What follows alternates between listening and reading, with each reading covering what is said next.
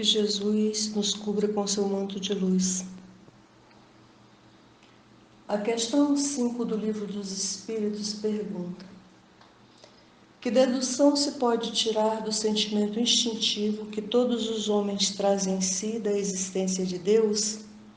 E os Espíritos responderam: a de que Deus existe.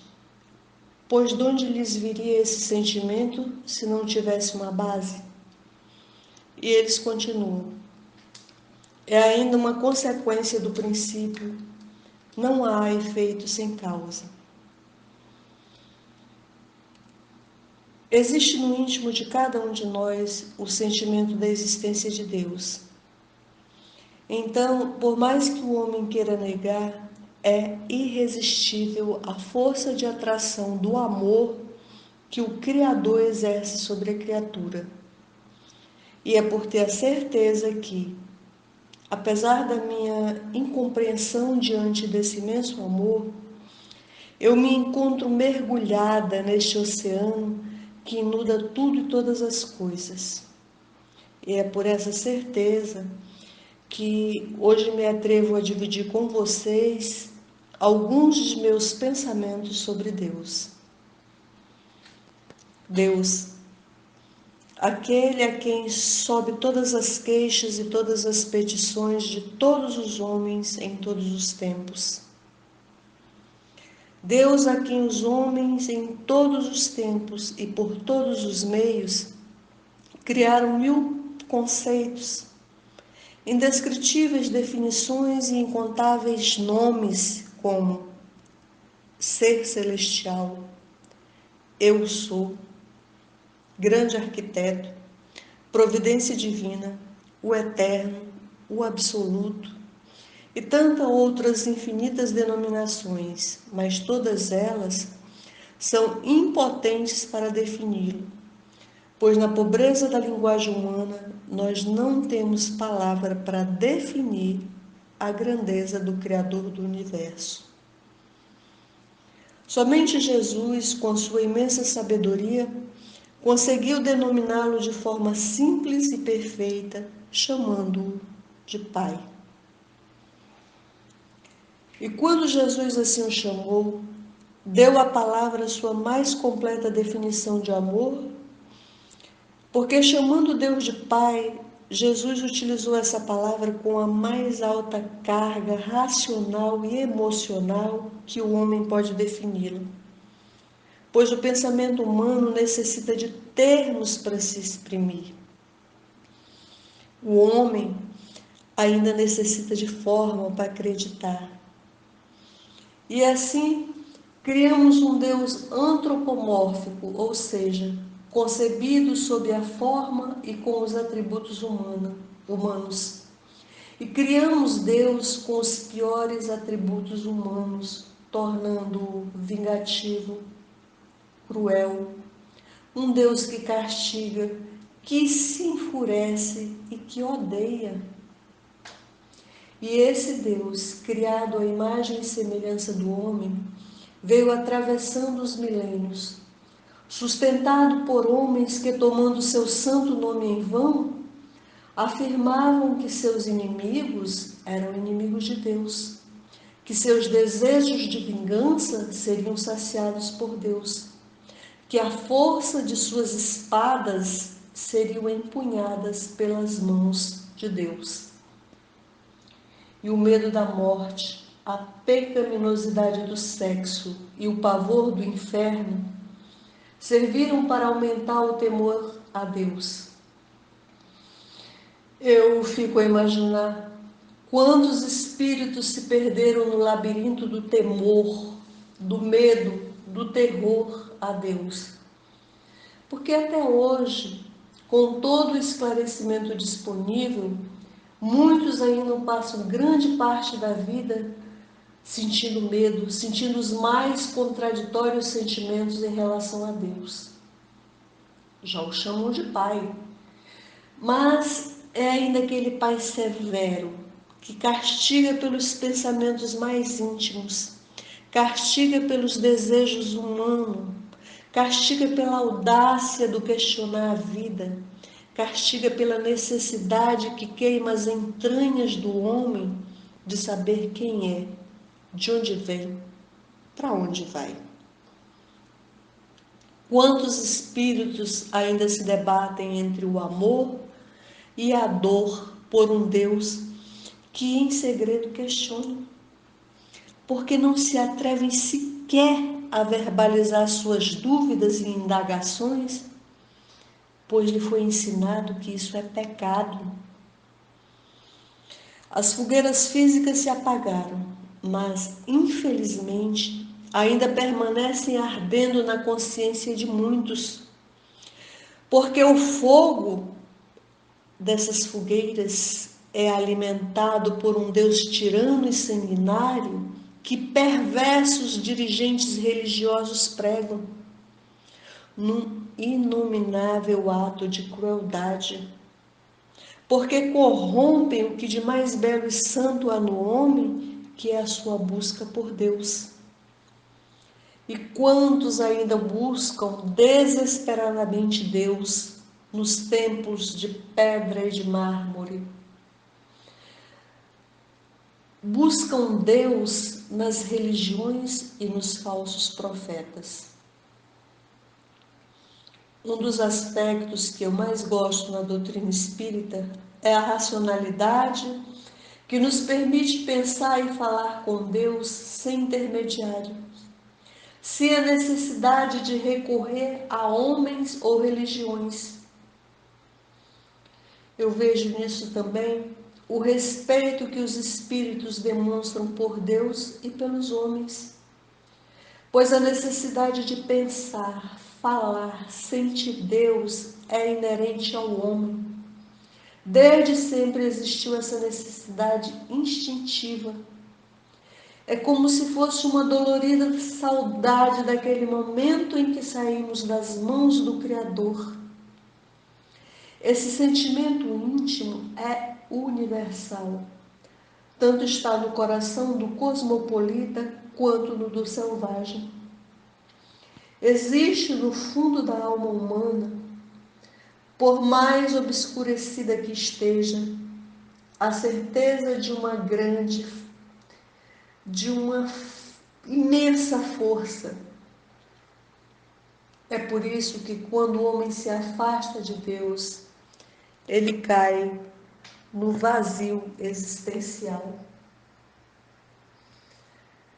Ao ler pela primeira vez o Livro dos Espíritos, eu senti uma brisa de conforto e alívio ao saber que Deus não se impõe, não exige, não castiga, não intimida. Ao saber que o poder e a inteligência de Deus não se impõem, mas se revelam em tudo e em todas as coisas. É por isso que Leon Denis nos fala que se a Terra evolucionasse com estrondo, se o mecanismo do mundo se regulasse com fracasso, os homens, aterrorizados, se curvariam e creriam. Mas não. A obra formidável se executa sem esforço. Globos e sóis flutuam no infinito, tão livres quanto plumas sob a brisa. Ou seja, as coisas estão dispostas de maneira que ninguém é obrigado a lhes dar crédito, porque Deus não se impõe, Ele respeita o nosso livre arbítrio. Quando o Livro dos Espíritos diz que Deus se revela em tudo e em todas as coisas, essa informação nos faz identificarmos como manifestação de Deus aquela suave percepção de paz e de luz que por vezes se apresenta à nossa alma. É uma sensação fugaz, mas é doce, serena, feliz, é plena. Tão diferente daquela sensação de culpa e medo, inspirada pelo Deus que se enfurece e castiga, que era o Deus que eu conhecia. É claro, meus irmãos, que a minha busca continua e que meu relacionamento com Deus ainda não é perfeito por causa da minha imperfeição. Eu ainda duvido, questiono, receio, caio na incerteza.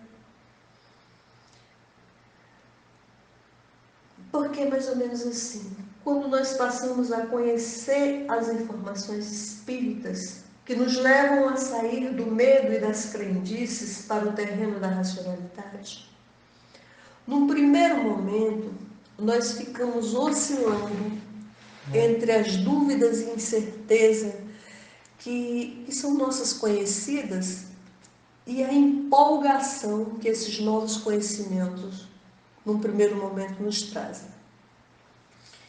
E essa oscilação ela vai levar um bom tempo, porque nós oscilamos até que as pequenas fagulhas desses ensinamentos vão sendo absorvidas. Porque conhecer é uma coisa e compreender, internalizar é outra, principalmente em relação a Deus. É como os olhos de quem se encontrava no escuro e, ao sair à luz, necessita de tempo para lentamente se adaptar, porque senão fica cego. E a função da luz é iluminar e não cegar. E a luz dos ensinamentos espíritas já iluminou a escuridão da ignorância de muitos que imputavam a Deus a culpa de tudo que os olhos humanos identificam como injustiça ou castigo.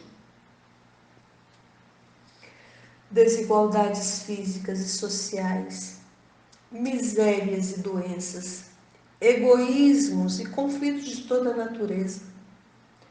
Uns sofrendo atribulações e carências, outros vivendo em aparente tranquilidade e opulência. Uns nascendo belos e perfeitos, outros com fealdade e anomalia.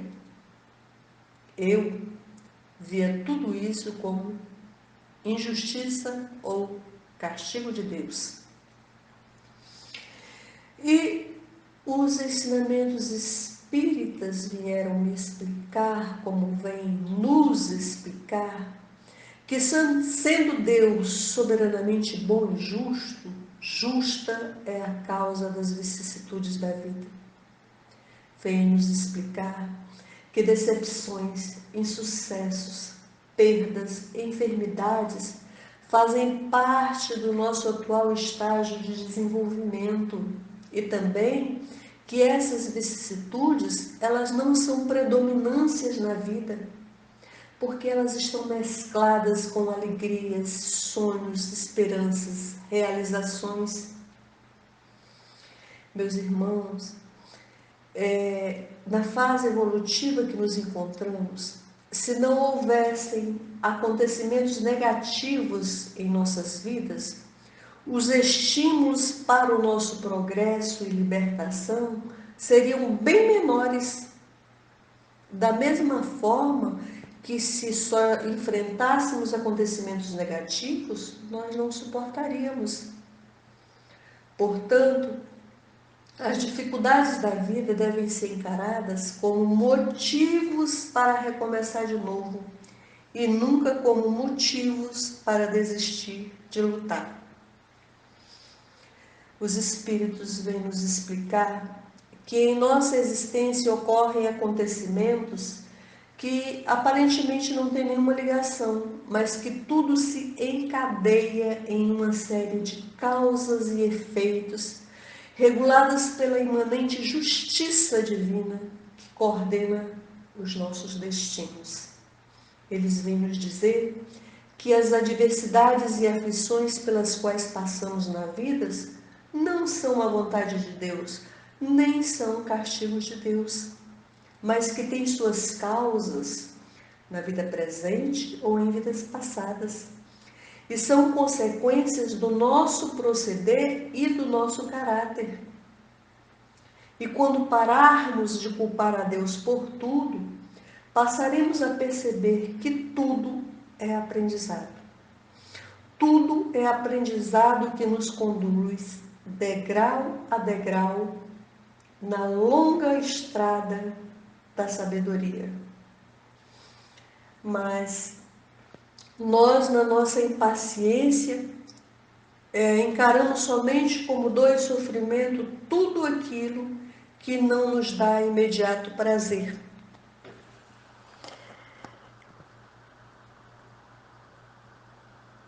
E é só lentamente, encarnação após encarnação, é que vamos adquirindo aprendizado.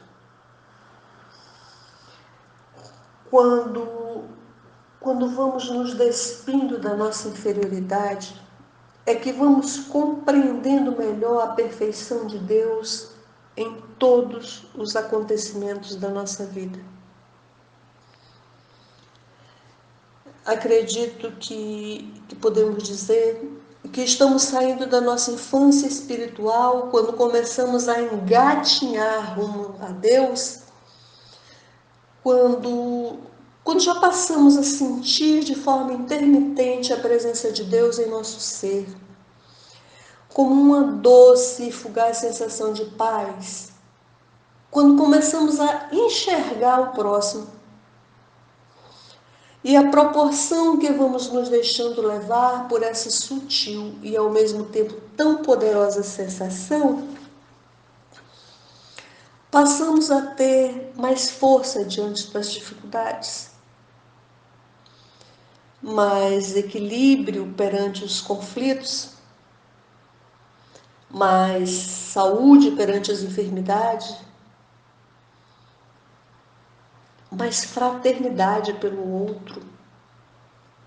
Passamos a enxergar o próximo.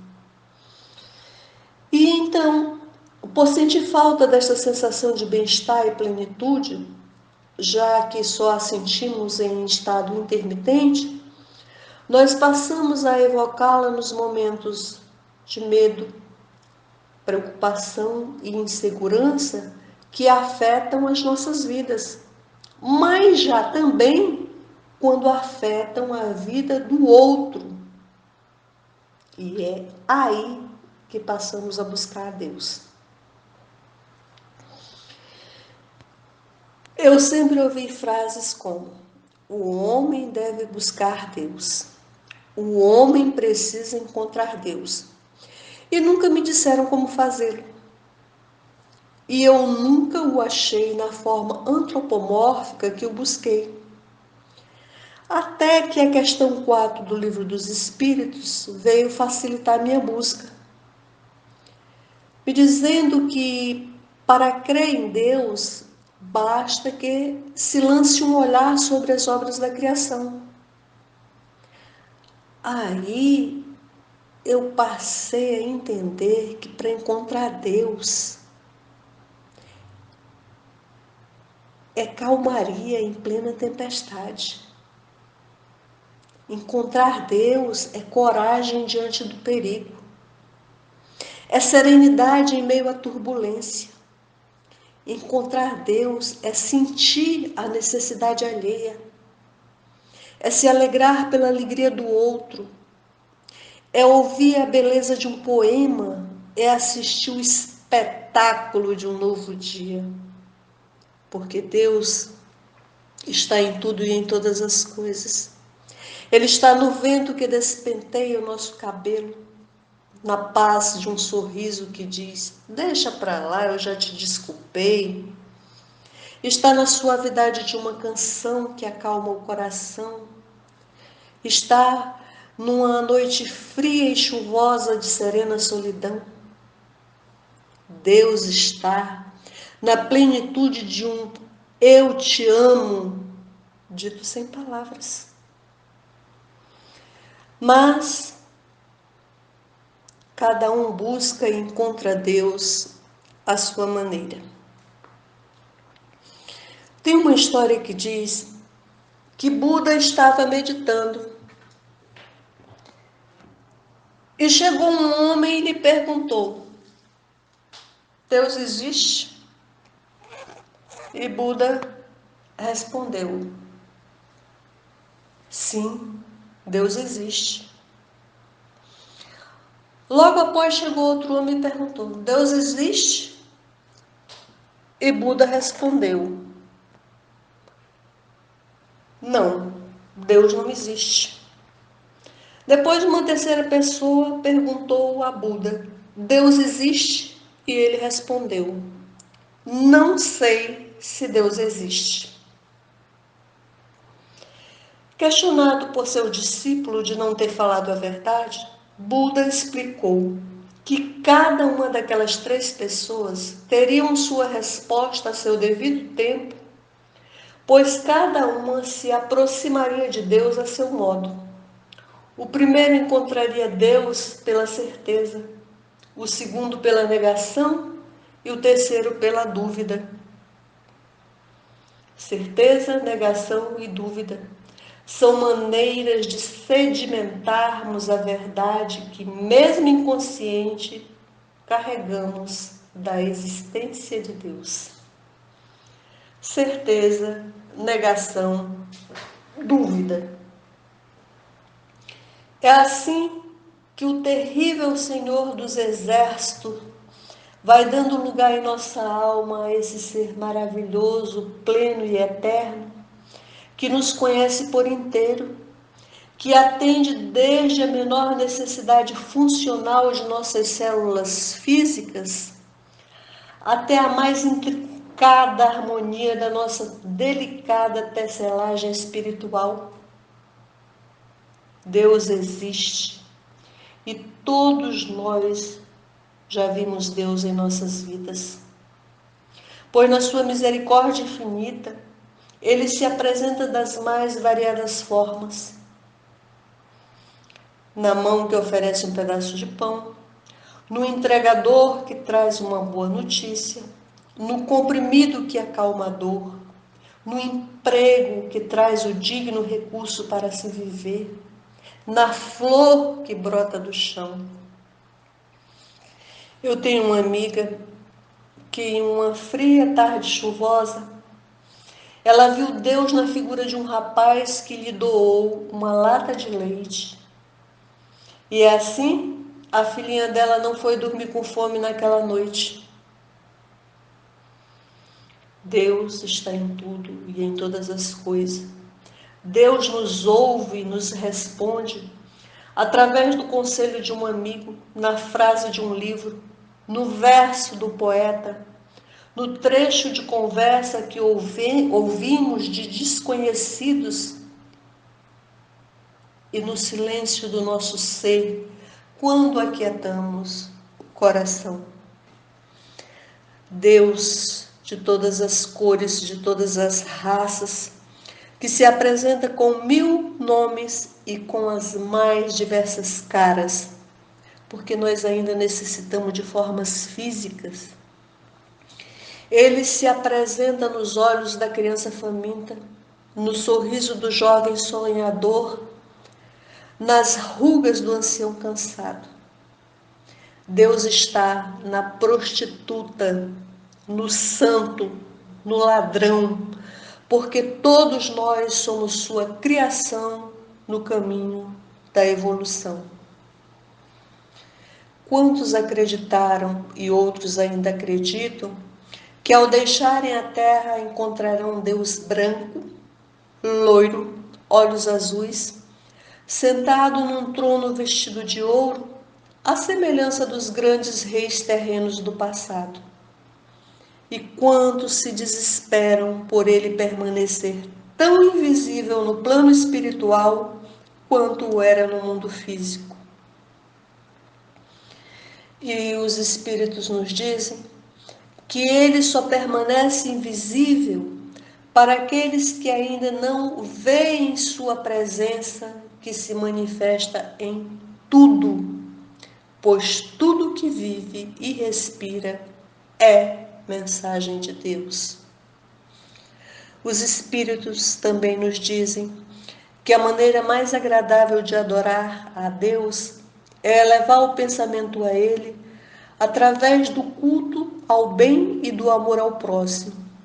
E o maior testemunho desse amor que nos deu foi o nosso Mestre, Jesus Cristo, cujas ações e palavras foram um hino de amor ao Criador, ensinando, curando, levantando e elevando o homem na sua condição de filho de Deus. Jesus nos ensinou que através do próximo e pelo próximo demonstramos o nosso amor a Deus. É como na família terrena, quando o filho, para demonstrar seu amor, pergunta ao pai: "O que eu faço por você?" E o pai responde: "Ajuda teu irmão." E geralmente esse irmão é o complicado, a ovelha negra da família, o problemático, o rebelde. É o mais difícil. E apesar das desavenças fraternais, aquele filho vai e ajuda o irmão por amor ao pai. É uma simples comparação que eu vejo no dia a dia, mas na minha busca, eu creio que é justamente no nosso dia a dia que precisamos inserir Deus. Precisamos tirar Deus dos altares de ouro e dos templos de pedra e trazê-lo para a nossa casa. Precisamos tirar Deus das celebrações semanais e trazê-lo para a nossa convivência diária, para a nossa vida.